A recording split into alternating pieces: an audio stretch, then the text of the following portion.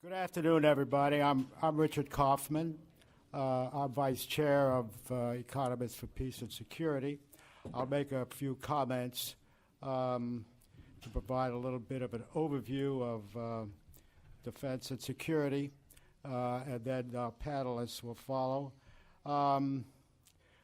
Questions of war and peace, and war or peace, will always be with us, apparently. There seems to be an irregular cycle for these questions. And we are now, in Washington at least, in a period of rising war fever.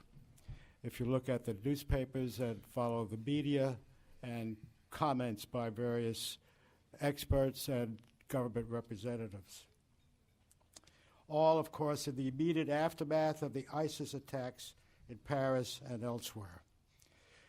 The presidential campaign, fears of a possible ISIS attack in the U.S., and the passage of time since the last major war under Bush 43 are continuing factors to the idea that what we need is a reversal of President Obama's reluctance to commit more resources to the conflicts in the Middle East. It would be well, therefore, to remind ourselves how expensive the war was and will continue to be in Afghanistan and Iraq, and how much we are spending for defense. The graphic on the screen illustrates the trend in defense spending since the post-World War II period, and the steep rise since the end of the Cold War, overlaid by war spending on top of that trend. The budget grew by about 60% from 1998 to 2010. Since 2010, the defense budget and war spending have fallen significantly by about 20%. The total costs of the war in Afghanistan and Iraq are estimated reliably, in my view, at about $4 trillion, taking into account medical and disability costs, which continue long after wars end.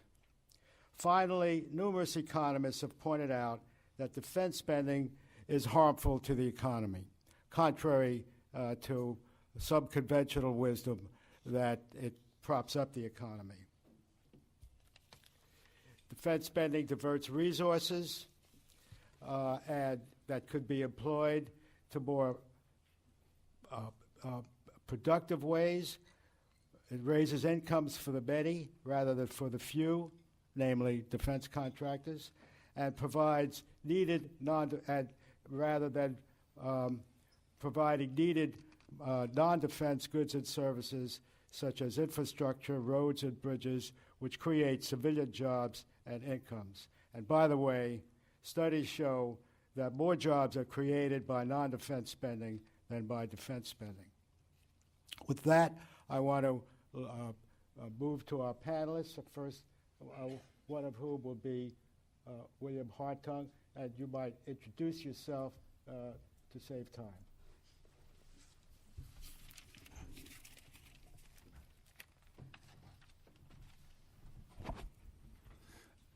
Thank you, Richard. So I'll be brief in introducing myself because I can't really remember what I've done. So I work at the Center for International Policy. I run a project called the Arms and Security Project.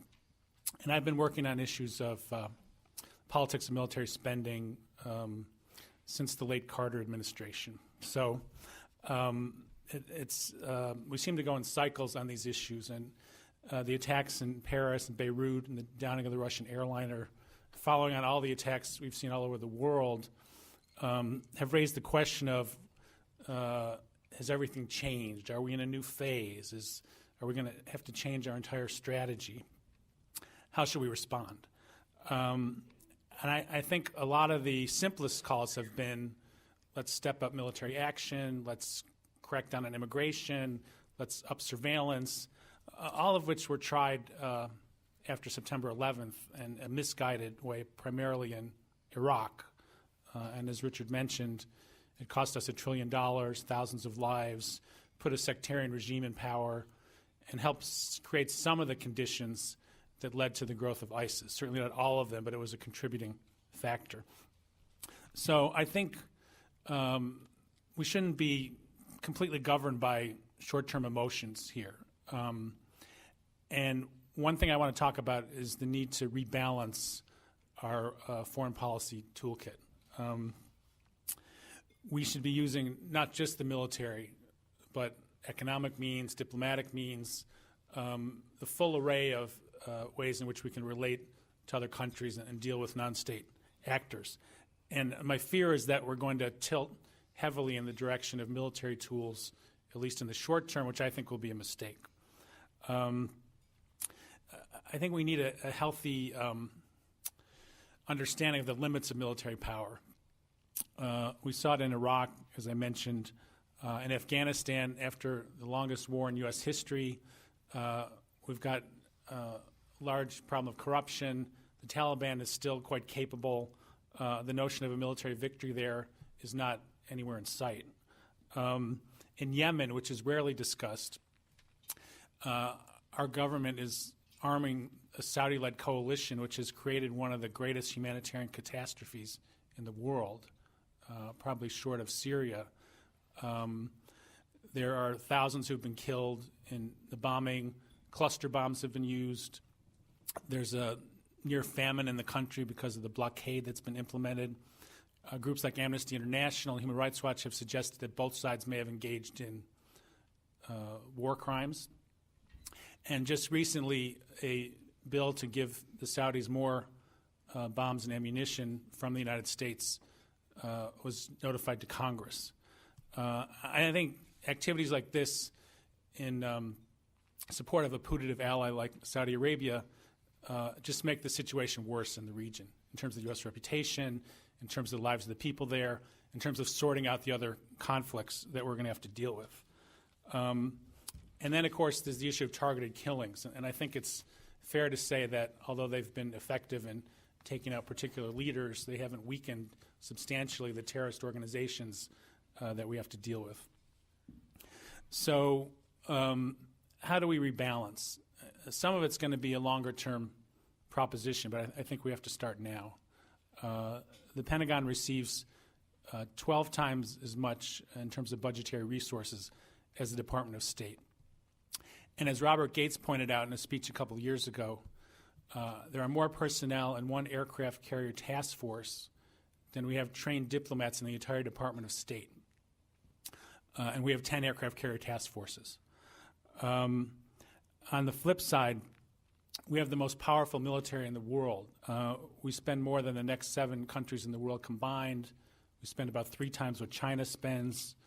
We have 1.4 million troops in uniform, not counting our reserves. We have 700 military bases, give or take, 10 aircraft carrier task forces, as I mentioned, 60,000 special forces troops, which is far more than any other country, larger than the militaries entire of other countries. And they were active in 133 countries in 2014. We also give military and police aid to 163 nations. So we have genuine global reach with our military. And the notion that we are not able to engage in conflict anywhere in the world is not really the point. The question is whether the military is the right tool for the job. And for some of the longer-term threats, it's obviously not. Climate change, epidemics of disease, the spread of nuclear weapons, military force is not going to help resolve those. But also I would argue in the case of terrorism, it's not a solution. Perhaps it can be part of a mix of policies, but the notion of leaning too heavily on that tool I think will just make matters worse than they already are. So I wanted to look at the example of Iran and the diplomacy there. Obviously every situation is different, but I think there were a couple important factors in the Iran deal that could guide us in dealing with other conflicts and other issues. First of all, it was multilateral.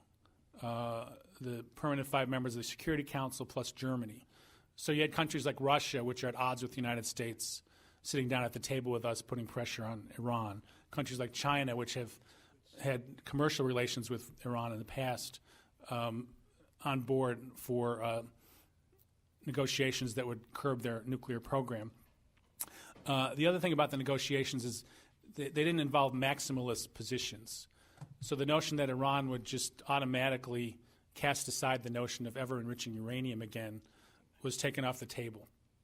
And the idea was limited enrichment for commercial purposes under strict supervision by the international community and the dismantling of large portions of their existing military nuclear capabilities. But if the position had been, we're going to sanction you until you cry uncle, we wouldn't have gotten anywhere. And I think that's something to keep in mind. Also, we have to be patient and persistent. Deals like this have been floated going back as far as 2003. And when President Obama re-engaged in the process, the press coverage was pretty much, they'd have a 3-day meeting. They say, well, see, they didn't solve anything.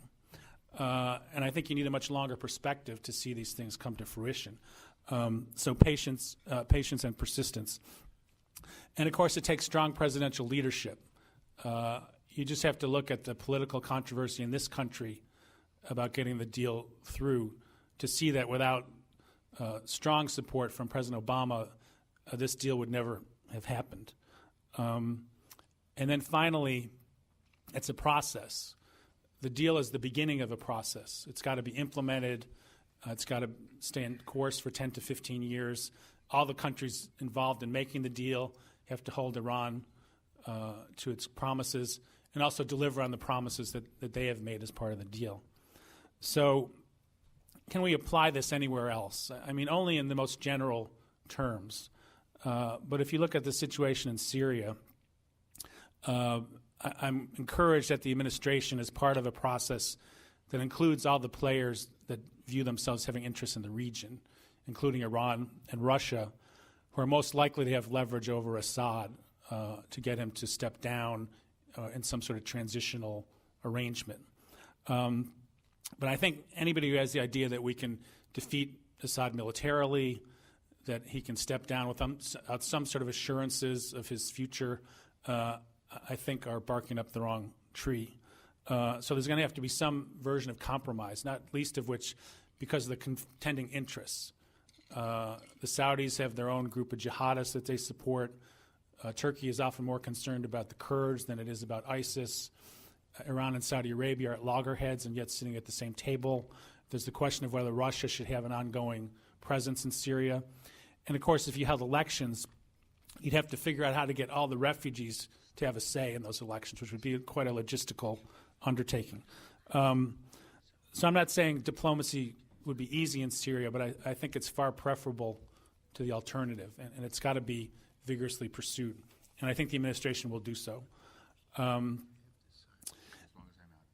Then, the other thing that I wanted to talk about is we need to beware sort of the bait and switch tactic that the Pentagon and the arms lobby are going to bring to bear as part of this crisis.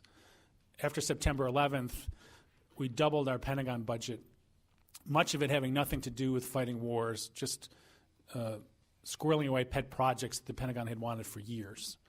And in fact, a vice president at Boeing was crowing over the impacts of the intervention, and he said, anybody who opposes us on this is going to lose their job next year in Congress. So Congress is already talking about putting more money in the war budget, even though only about 10% of it so far goes to fighting ISIS. Most of it is for unrelated matters, and if they need to up spending on the war, there's plenty of money there to do it without busting the current budget agreement. So the other thing I would say, we need to do some positive things. We have to be more engaged in refugee aid. We have to have a long-term strategy for how to build sustainable, democratic, economically rewarding societies, not only in the region, but in Europe and the United States as well. So that runs quite counter, I think, to a lot of the discussion and hype and shouting that we're going to hear on the campaign trail. But I think it's the only hope we have of really turning around this very difficult situation. Thank you.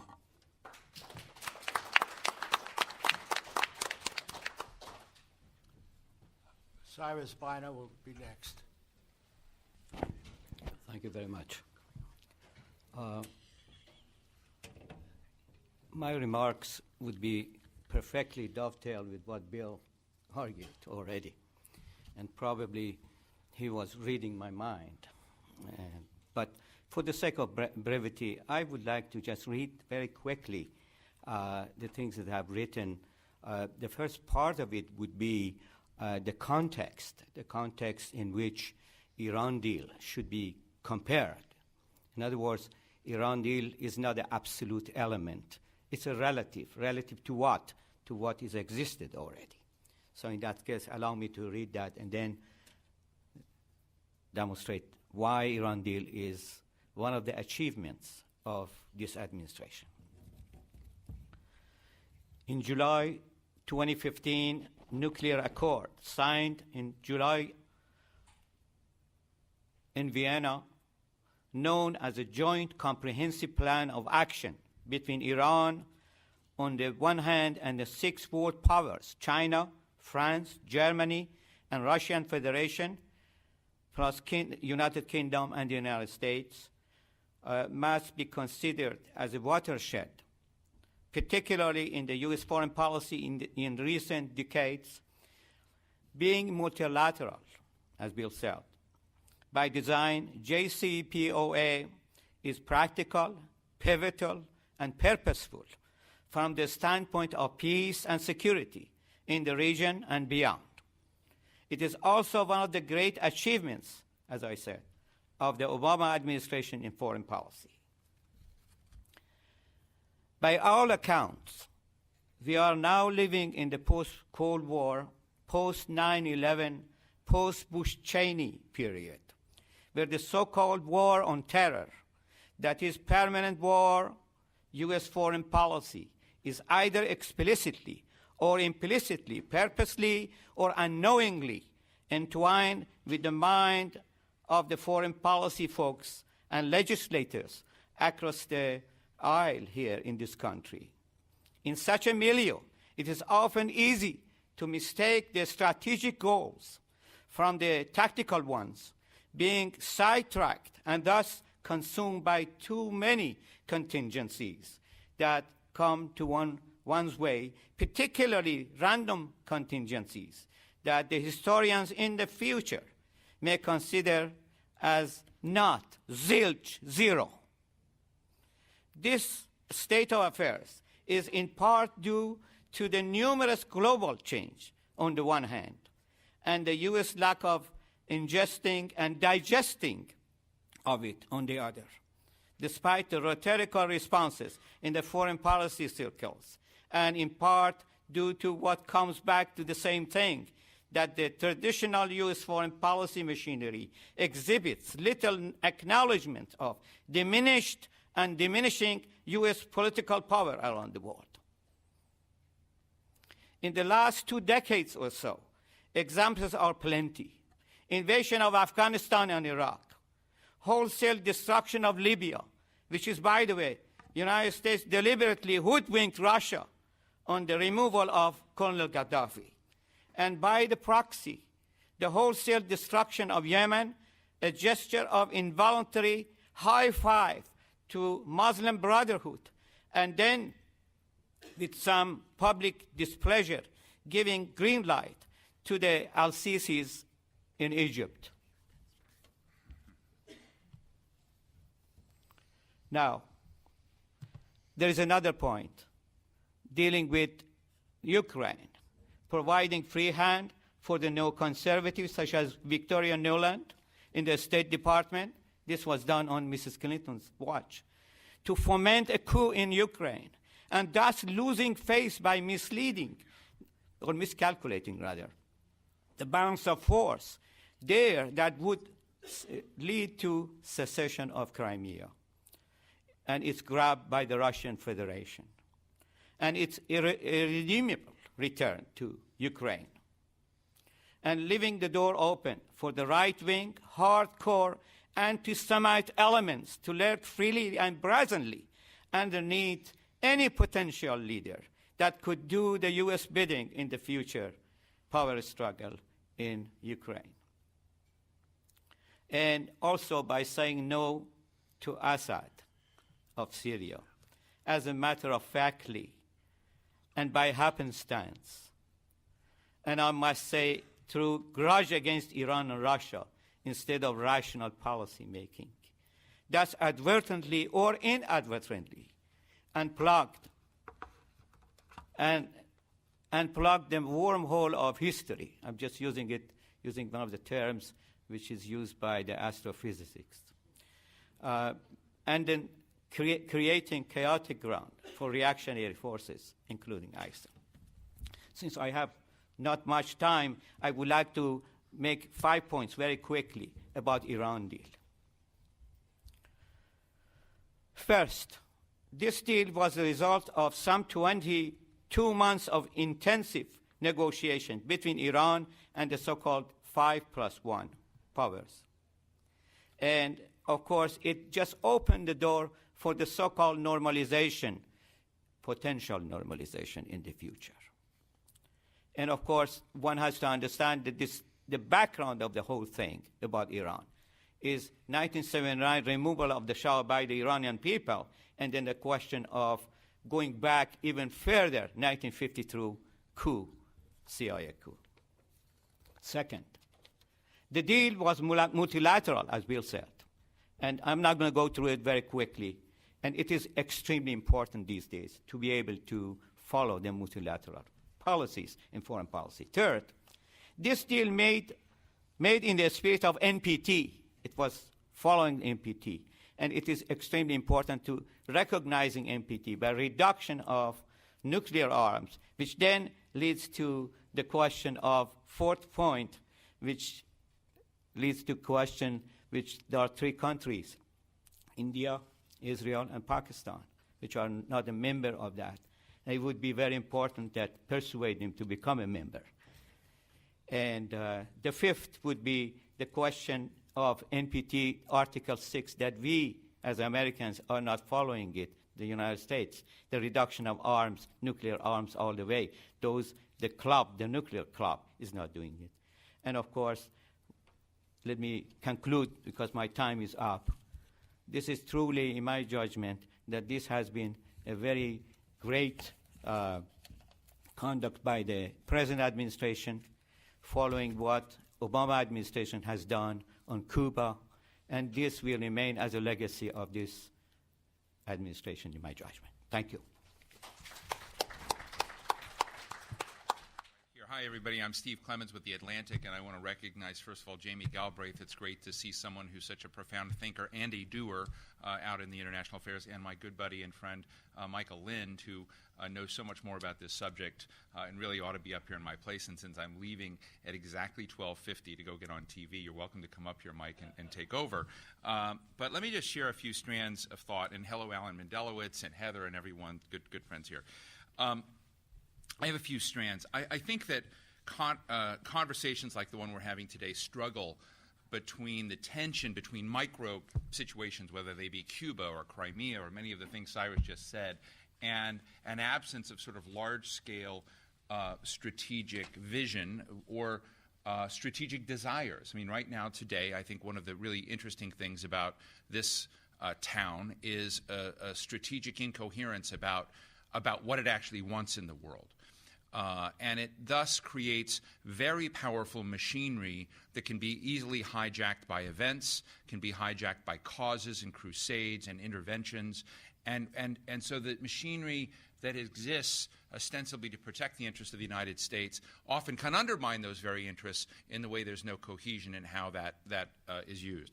Mike Lind has heard this joke of mine a few times, but it actually did happen. Hu Jintao visited Washington a number of years ago and brought along his policy advisory staff, and I sat next to one of these guys who would have been the equivalent of some sort of director in the policy planning division of their Chinese Ministry of Foreign Affairs. So when I was invited over there, I went to get into the deep bowels of the Chinese government. I said, so we've all been wondering what China's grand strategy was. And China and these guys said, our grand strategy is to try and figure out how to keep you Americans distracted in small Middle Eastern countries, because life is good for them.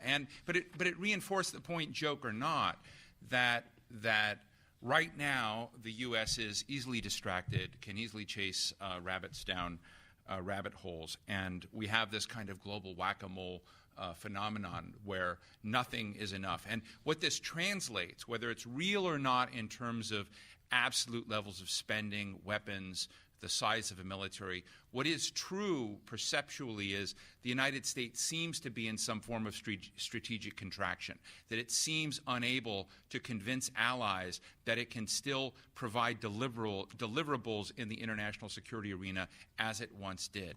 And the first reactions to that are that ostensible allies, be they, I wrote a piece once on just looking at the difference in behavior of countries like Japan and Germany, that, let's face it, were satellites of American interest after World War II. They hardly enjoyed their own sovereignty, in my view, but they began to take different positions. Israel and Saudi Arabia, two rivals of each other, but still joined at the hip with U.S. strategic and foreign priorities, are also behaving differently because they don't believe the United States is fundamental to shaping the circumstances around there. So there's a global fragility that is occurring throughout the system based on a doubt in America's ability to deliver for them. And of course, that's before you even get to the foes who I think are moving their agendas in various ways. So at New America, where I was with Mike Lind, one of the things that we thought about needed to be done to sort of restore the stock of American power, or the perception of it,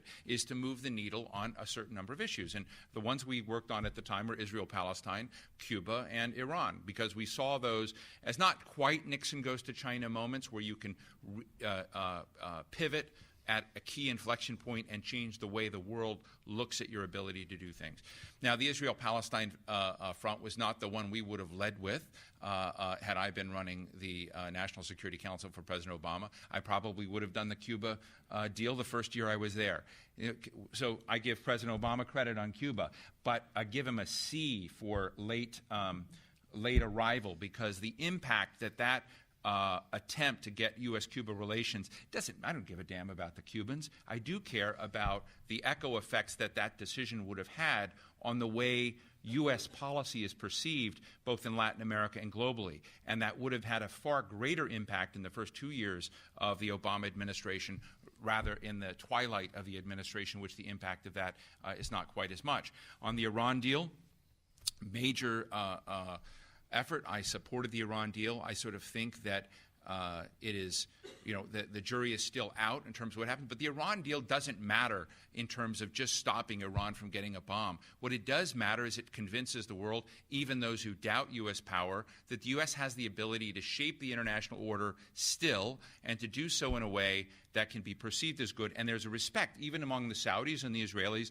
that the U.S. and its allies were largely able to do this and to move it forward. The question is, what momentum does that give you to move into other arenas? That is an absent discussion. What is the President of the United States doing now to take the momentum from Iran and to move it into other problem areas? What is and I sort of see all that gone. We're living in kind of an ad hoc or a la carte foreign policy that is bizarre and, I think, undermining U.S. power. Now, not to over-reference Mike Lind, but he has written a lot, and very compellingly, that in the world we're in, in terms of American interests, which remains an important power that will have interest globally and needs to deploy that, what is a better approach? And offshore balancing, trying to sort of pivot between contending parties in the world, both maintains the ability for the United States to secure and pursue its interests in a world that will be, yes, more chaotic and have more problems, but it allows us to work with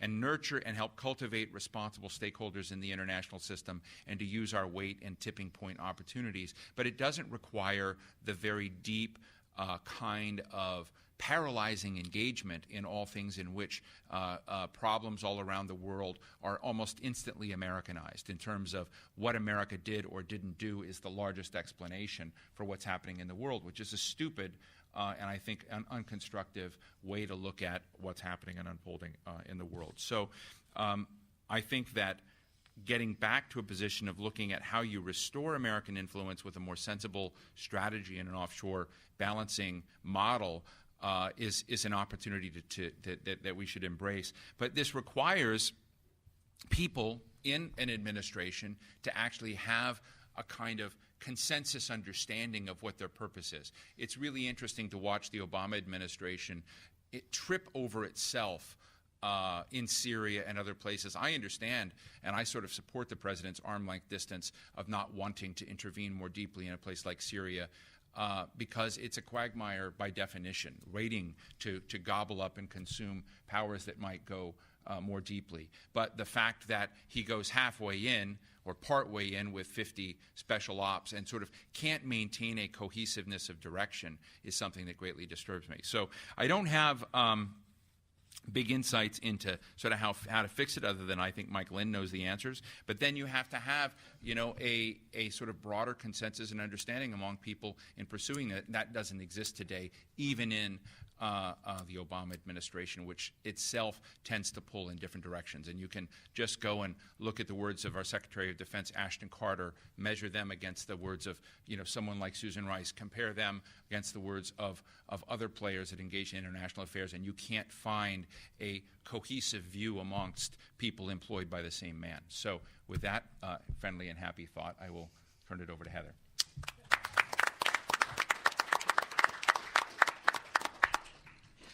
Great, thank you. I will follow Steve's lead by sitting here and talking more conversationally. I'm Heather Hurlbert. I run the New Models of Policy Change program at New America and have spent the last 20 years in and out of government working at the intersection of American national security policy and politics. Steve, I'm going to pick up with a strand that you introduced, the idea that we don't have, or we have contending visions of what this is all about. I'm going to get around to arguing with you on some of what you said, and I'll try to do it fast enough that you're still here when I get there. So what I want to do is rip through about 6 theses that you often hear as underlying explanations or founding principles from which we can jump off to deal with this messy world, and suggest to you that all of them are wrong. So, number 1, we're not in a war on modernity. We are not in a world of medieval versus modern, and frankly, the next time you hear someone say that, you should really question their knowledge of the medieval period. If you look at ISIS, right? ISIS could not exist without diffusion of power that we've only seen in the modern or even postmodern age. ISIS could not exist without a multi-continental, multi-ethnic strategy that has only been possible in the modern era. ISIS could not exist without modern communications tools. Again, I mean, not even modern so much as postmodern. I mean, the more time I spend on Twitter, the more postmodern I feel. So ISIS is a thoroughly postmodern phenomenon with a set of values that one might describe as medieval, although in some respects I feel that does a disservice to our medieval ancestors. So the reason that this is a problem, this slogan, is that number 1, it makes us feel too good about ourselves, and number 2, it makes the problem sound easier than it is. Because after all, our modern society and the modern military that Bill talked about are so superior to anything medieval, right? Well, no, don't think about it that way. So number 2, and this is so obvious it really shouldn't need saying, but it's fun to beat up on this one anyway. We are not in a war for Western values. We are not in a war for Western civilization. We are not in a war of the West against the rest. And I am really shocked at how often I hear this from people who should know better, who come from very multicultural, very successful multicultural, multi-confessional societies. Now, what's my evidence for why this is wrong? Couple reasons. Number 1, actually, and somewhat surprisingly, the core values that we like to define as Western, the ones that are in the UN Charter, that bit of Western imperialism, I should do that in quotes for when it gets excerpted and taken out of context from the video. Those values actually somewhat surprisingly get as positive a response around the world today as they ever had. So it just isn't the case that citizens of the world, citizens of the Middle East are looking around and saying, nah, we hate this idea of, we hate your freedom. No, they don't hate our freedom. We hate your personal security. No, they don't hate our personal security. We hate the idea of individual liberty. Well, no, actually not. So this is a really foolish and unfortunate idea because it blinds us to where our allies are and frankly, to where our opponents are. Now, that gets me to my next point, which is a little bit more worrying. You are seeing around the world, and particularly in Western democracies, citizens are giving up on old models and structures that promised solidarity and that promised progress toward those values.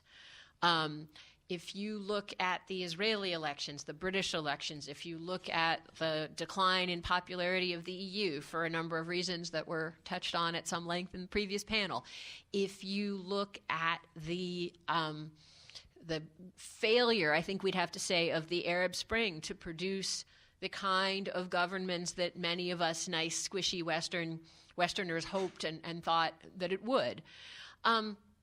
And if you look in all of these places, you don't see a good model coming along very quickly to replace the models that are limping, weakening, or out and out failed at this point. So that is something very real that is happening that we should all be very worried about. And frankly, I think those of us who look at the American political system also need to be asking ourselves to what extent our citizens have at some level given up not on American ideals, but on the structures and institutions that they're presented with to carry out those ideals. And we're so fixated on the particularly American characteristics of this failure, whether you're particularly fixated on Donald Trump or Ben Carson or the current debate, an entirely fact-free debate over refugee policy.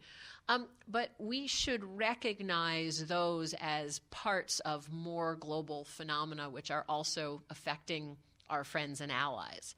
And we may not find it particularly consoling, but it is an important fact to notice that we're not actually floating out there alone and unique, although I won't try to take Ben Carson's uniqueness away from him. I would then come to another point where I think I differ with Steve a bit, which is to say that in my mind, the question is less, can the U.S. deliver globally? And Steve is absolutely right that the question is framed that way and perceived that way in many capitals and among many elites that formerly perceived themselves as the closest allies to the U.S. But at least as important is the question of whether in a world in which power is diffused, as it hasn't been in a quite long time, in which not just is there a tier of contending nation states that weren't there during the Cold War, but the power of arms, the power of communication, the power of persuasion, economic power have moved away from governments in ways that we haven't seen arguably since the pre-modern era. And so then, to my mind, the real question is, can anybody deliver in the way that, say, Japanese or German or Belgian or Israeli or Saudi elites were accustomed to having the U.S. deliver for them back in the good old days? And I would describe the struggles of our friends in the Obama administration a little differently, which is to say that they came into office desiring and believing that many of our allies were eager to take on a little more power, decision-making responsibility for themselves. And that transition turns out to be a whole lot more difficult than anybody thought. And the effort to transfer power leaked to other places. And here we are. So that brings us to the next myth I want to explode, and that goes back to something, Richard, that you said at the start of the panel. I'd argue that we're not actually in a climate of war fever. And one of the really most schizophrenic things about our political scene is that our politicians know that the country's not in war fever. What is the country in? Fear fever. And fundamentally, why is the country in fear fever? Number one, because it can't get away from these pictures of people being gunned down in restaurants and bars and concerts. Point number one. Point number two, and this is where we turn to the why is this panel relevant to a room full of economists segment of the conversation. Because the same neuropathways that are getting jangled every day by the idea, goodbye, Steve, that that the same neural pathways that are getting jangled by alarms and by the idea that we could all be gunned down in the metro on our way home are also getting jangled by the idea that we might check our phones after this and our job might be gone. Our pension, for those of us who still have pensions, might be gone. For those of us who don't have pensions, our 401k might have collapsed. Our kid may not be able to finish college. We may not be able to send our kid to college. Our kid may not get into college. We are living in an age where economically we're jangled every minute of every day, and our neurosystem, sophisticated though it is, doesn't, once you get to fear, it doesn't actually differentiate between ISIS and the stock market. So our fellow citizens are living on the edge all the time in a way that makes us, all of us, this is true of us good liberals too, small c conservative, more hostile to outsiders, more interested in solutions that look for in-groups and out-groups. Now, I want to mention one or two positive things, having just, I think, succeeded in painting a picture at least as bleak as Steve's, if not more so. What's growing? What are some good things that are growing? You know, the interesting thing is that we are seeing people put more and more trust, sometimes to my mind in a misplaced way, in networked, hard to see, new style institutions, structures, ways of organizing across borders. And I would argue, actually, the Iran deal is a really interesting manifestation of that within the international system, right? Because it leans on the UN, but it's not the UN. It leans on the PERM 5, but it's not the PERM 5. It leans on the EU, but it's not the EU. It leans on the Non-Proliferation Treaty machinery, but it's not that. It leans on the IAEA, but it's not that. It's a group of countries that came together to make a deal. Now, on the one hand, there's lots of good theoretical reasons to dislike that because it's just a group of powerful countries deciding what they want to do. On the other hand, it's highly effective and it got us somewhere we couldn't get otherwise. So I present to you the way of the future in international diplomacy. Similarly, look at the climate summit that seems likely to go ahead in Paris and seems likely to produce some agreements which seem to be real and serious and will result in real change for real people all around the world, but that are highly unlikely to look like the old-fashioned model of legally binding, universally applicable, same rules for everybody UN conventions. So again, you have a new style model. In international non-governmental organizing, you have models like the Open, founded by some of the founders of MoveOn here in the US, with the idea that what was really needed was for activists around the world to have direct connections with each other and organize together. Avaaz, founded on a similar model, growing by leaps and bounds, while frankly many traditional peace organizations are struggling. So we do have interesting new generation models in the public sector, in the private sector, in the NGO sector where interesting things are happening. So I would push that as a model for hope. Now, lastly, what can you do as economists? So I have I have two specific requests for you in relation to this. We are more than ever in a phase where the need for understanding of the connections between what goes on, what domestically and what goes on internationally has never been greater. And as you all know from every day, illiteracy has also probably never been greater, or maybe it has been greater, but you just couldn't go on Twitter and trumpet your illiteracy before. So there is, if I may say so, a screaming need for more intelligent, layperson language friendly. You know, let's have more presidential debates where people are fighting about economists, right? How great was that? So you all do have a very important role to play in this. And I want to end with a specific example, which again goes back to something that Richard and Bill said at the beginning. I can't believe the number of very smart liberals and progressives who've said to me in recent weeks, oh, but military Keynesianism, Heather, it's actually really critical that we keep growing the defense budget. And I said, you guys know there's some really good academic economic work making the points that were made earlier about military Keynesianism being just about the worst kinds of Keynesianism there is. If you actually want to grow the economy, anything else that you spent money on in government would have a higher multiplier. The studies that looked at that are, I believe, close to a decade old now. It would be great to see some new work looking at what are the consequences of how we spend money in a highly constrained resource environment? What is the truth about where Americans can spend money in ways that will actually ease the jangling of nerves in their mind, both security and economic related? So thank you all very much for having me.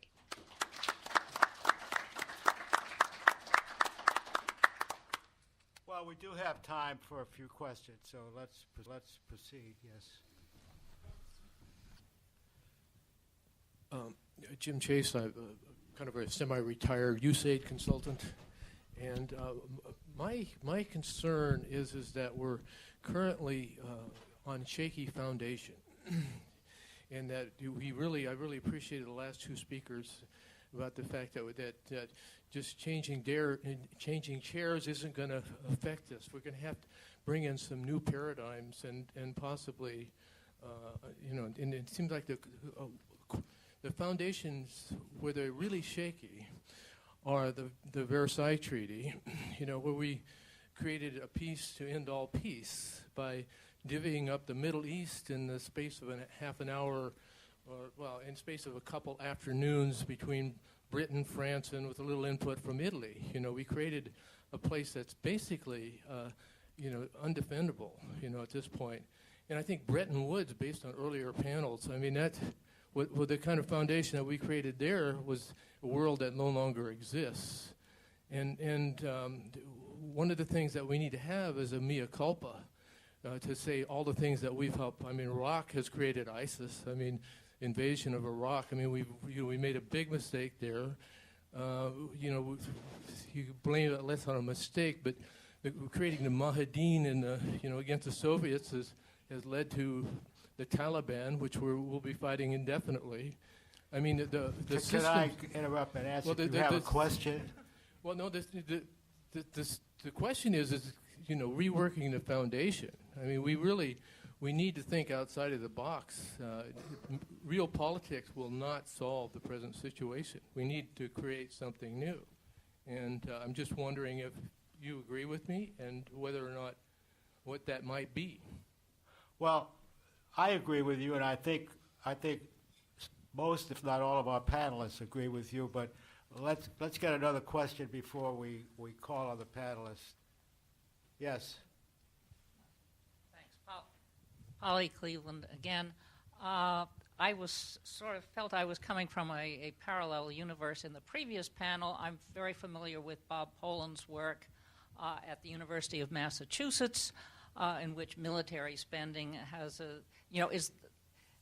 is so bad for the economy that when you were talking about how bad austerity is, I think the best kind of austerity might be to cut back military spending. So in other words, when you're talking about, and I wanted to pick up on Heather, when you're talking about spending or not spending, it depends on what you spend it. And if you can cut military spending and invest in the children, it doesn't matter if you have a little austerity of military spending, and I just like people to follow up on that connection. Yes. Let's get one more question. Yes, way in the back.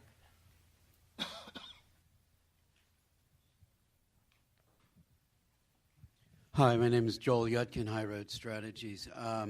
Heather, I was appreciating you pointing out I think you might say the social psychology that's underlying a lot of this, and it's happening here, but I wanted to point out that in the Middle East, if I'm a Middle Eastern youth or family, the fear is jangling even more for a longer time, and that's tied to a lot of the policies that have been going on for a number of years. And and I see ISIS and groups like that as an attempt to answer and address the fears and having some success. So, it's a good sign that somebody's getting beyond their fear if they're willing to kill themselves, in order to fight the battle because they're going to have some kind of reward in the, afterlife and so on.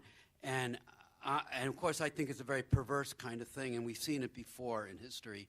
And I think even on the right wing in this country, that plays on the fears here.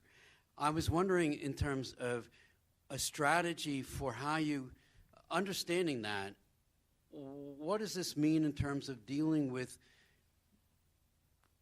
ISIS and what's going on in the Middle East and how we address both the short and the longer term, because the short term maybe we have to deal with the threat itself, but the longer term is we have to find a way to a strategy which really deals with the underlying causes of those fears, the economic and the political and so on.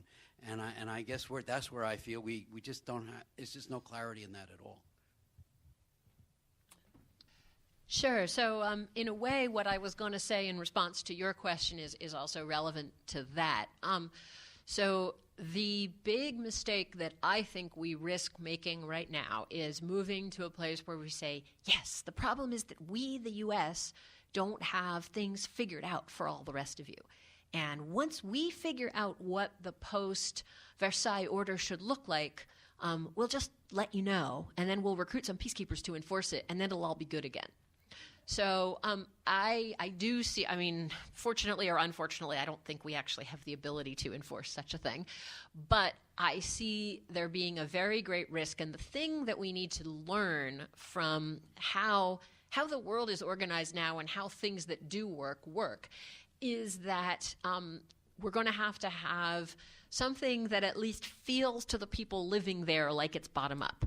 I'm not so naive as to say that all world problems will be solved when we just hand power over back to the affected people, because unfortunately economics don't work that way. But we need to be, and Syria is a great example, right? We're not going to decide that we're going to defend the borders of the Syrian state, nor is it going to be a smart idea for us and the Russians and the Iranians and the Saudis and the Turks to sit down and say, okay, let's draw some new lines. In my view, the only thing that is going to work both short-term and longer-term to immediately stem the violence and longer-term get some stability back in the system is to let areas emerge on the ground where people are able to figure out governing arrangements, some of which are not going to be too bad, some of which are still going to be pretty appalling. I don't want to pretend that this is any better than it is, but we are going to have to be very sensitive to what people on the ground want. First, because, again, we no longer, if we ever did, have the unilateral power to impose anything, and we no longer have the power to prevent people on the ground from telling the rest of the world that they're not happy with what we imposed on them. So, to me, that's one of the great changes of the modern era that I would point to. Further to so how do we build on that to think about your question about what's the long-term solution? And really the long-term solution is that sounded like I was going to actually propose a solution in 3 sentences. But look, the history of the Middle East for 100+ years now is of simmering rage, despair, and feelings of humiliation about being acted on by outsiders. So in all probability, the long-term solution to instability and violence in the Middle East is going to come from the peoples of the region getting to arrangements in which those feelings of humiliation are no longer reinforced. And, to go back to my social psychology, it's very hard to externally remove someone's feeling of humiliation. You have to do that for yourself. All of which is to say that this is long term. And I wanted not to leave out the question of military spending and just make an interesting note, which is that the way we got that 20% drop in military spending that we did get was that you had a moment where the left said, we need to cut military spending, very much along the lines of the argument you made. The right said, we need to cut all spending. And so there was a really heroic effort to say to the right, okay, maybe we can't stop you from cutting spending, but we're not going to let you get away without taking the Pentagon along with it. And there were enough voices on the right who said, why, yes, Pentagon is part of government and it is wasteful and inappropriate and too big, just like we think the rest of it is. The reemergence of ISIS and the drawing near of an election in which Republicans want to play the daddy party against the Democrats' mommy party mean that dynamic is gone for at least the next 18 months. But there's no reason to believe it won't come back in the future. Cyrus, you have a comment. Yes. I think Heather hit it on the right spot. The question, of course, is not behavioral question in economics. This is a structural change, in my judgment. the global process, the whole globe has changed. Globalization means that when you analyze and go back to 1944, Bretton Woods, and there's a Pax Americana, a system, hegemonic system, which was formulated after that and then created as some sort of peace, Pax Americana, was over in 1979, in my judgment, 1980 or so. And in that sense, we have a different world, which is then what Heather is talking about, uncertainty in economics, uncertainty in politics. This is elements which are connected to this change, fundamental change. Nation-state is there, but it's not as important as it used to be. And at the same time, also the economic consequences of the peace by John Maynard Keynes is also relevant when you talk about Versailles. Well, one more very short comment, please. Pat Malloy, I'm a trade lawyer. I really appreciate the work that you and Jamie did in putting on this conference, Richard. But when we talk about job growth and inequality, I think for next year, maybe one thought, we got to look at the impact of our massive and ongoing trade deficits on, and what has that done? What has that impact been on job growth and inequality, both here and in Europe? I think that would, and does that also then create security problems in Asia? I think those issues would be worthwhile looking at in a future program. Well, thank you very much, Pat, and I want to thank the panelists for very original and creative thoughts expressed, and hope everybody can join me in. Could I actually just say, while Jamie's walking up to the podium, that I've come to this conference for a number of years, and I really want to compliment the organizers that on its growing diversity by gender, race, and age, that it's really nice to see an audience that looks quite different from how the audience looked the first time I came to this conference. So congratulations to the organizers. Thank you. Speak for me too. Heather, thank you for that. Steve Clemens and Heather also made this point that the agreement over Iran represents something broader than itself, but something that can be described as a new kind of framework for the American role in the world. Not necessarily new, but assuredly better in important respects than what we've seen advocated in some parts of the past generation. Our job here at Economists for Peace and Security is to help define that framework, to articulate it both in the domain of security policy and in the domain of domestic prosperity, which has, of course, an important security dimension, and that is hard work. But one of the contributions of a symposium like this is to help thrash out these ideas in a kind of way that is very hard to do, I think, in any other format, and very useful and effective in this one. So I want to thank, first of all, the panelists, this panel and the two previous ones, for exceptionally clear and crisp and engaged presentations. I would like to thank Mike Lind, Alan Sinai, and Richard Kaufman for moderating the panels and keeping them very much on time. We do this in a format that was first, I think, given to us by Mike, that puts this through a morning of really intense discussions, and it has to be done in a very disciplined way. I would like to thank the audience in all of your great diversity for being here, for being with us, and for contributing to the conversation. I would once again like to thank our sponsor, Bernard Schwartz, for making these events possible. And finally, and as always, let me thank Ellie Warren, our staff, and Taya Harvey Barrett, our EPS director, for the work that they do, which puts these things together and holds them together with exceptional efficiency and an extremely slight burden on the chair of EPS itself, for which I am personally and deeply grateful. Taya, thank you.